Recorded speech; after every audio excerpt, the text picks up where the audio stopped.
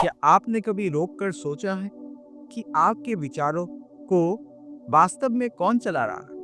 आप शांत बैठे हैं, लेकिन मन दौड़ रहा है।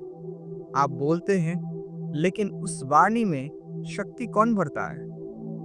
आप श्वास लेते हैं, लेकिन क्या वाकई आप ही सांस लेते हैं? स्वागत है आपको केना उपनिषद की रहस्यमयी यात्रा में, जहां प्रश्न उत्तर के लिए नहीं बल्कि आत्मबोध के लिए पूछा जाता है। ये जो केना उपनिषद है, ये उपनिषद आपको सोचने के लिए मजबूर करता है।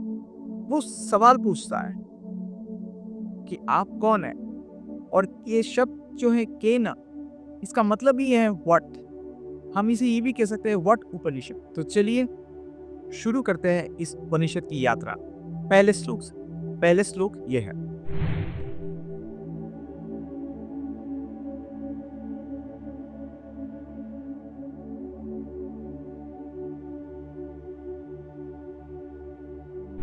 इस श्लोक में ये कहा जा रहा है, मन किसके आदेश में अपने विषयों की ओर जाता है?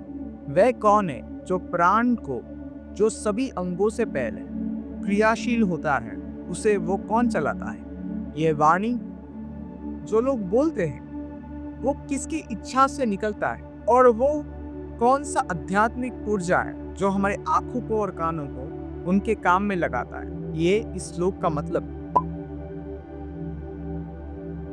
ये सिर्फ कविता नहीं है, ये आपकी स्वधारणा पे सीधा प्रश्न है। ऋषि पूछ रहे हैं, क्या वाकई आप सोच रहे हैं, बोल रहे हैं या फिर सुन रहे हैं? वो कौन सा चीज है जो आपको ये करने के लिए मजबूर कर रहे हैं या फिर वो करा रहा है आपसे?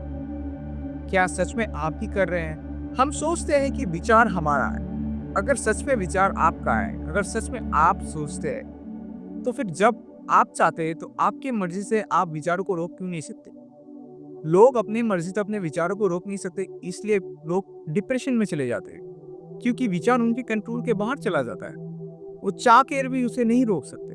हमारा मन बार बार उसी दिशा में भागता है जहाँ पे हम नहीं जाना चाहते, फिर भी वो जाता है। इसका मतलब ये कि वो हमारे कंट्रोल में नहीं है, कुछ और है जो इसे कंट्रोल कर रहा है। हमारा जो प्राण शक्ति है, जो हमारे शरीर को शक्ति देता है, उसे कौन चला रहा है?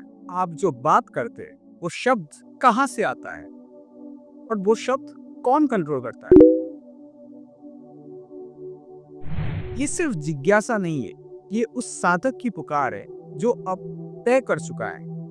वो भ्रम में नहीं रहना चाहता, जिनको अभ्यास हो चुका है कि उनके माध्यम से कोई और क्रिया कर रहा है। वो सिर्फ निमित्त मात्र है। अब वो जानना चाहते हैं कि वो कौन है, और इस महान प्रश्न का उत्तर में गुरु कोई लंबा उपदेश नहीं देते, वो सिर्फ कहते हैं सुनो। क्योंकि जो सत्य है उसे शब्दों में कहा नहीं जा सकता, उसे सिर्फ अनुभव किया जा सकता है, और उसके लिए सुनना जरूरी है। वो सिर्फ अपने एक्सपीरियंस से आ सकता है। इसका जो अगला सूत्र है वो अगले वीडियो में समझेंगे और सुनेंगे। वो बहुत ही खूबसूरत और बहुत ही गहरा है। अभी के लिए यहाँ पे मैं समाप्त करता हूँ। धन्यवाद। अगर आपको ये अच्छा लगा तो इस वीडियो को ज़रूर लाइक, शेयर और इस चैनल को सब्सक्राइब करना ना भूलें। धन्यवाद। नमस्कार।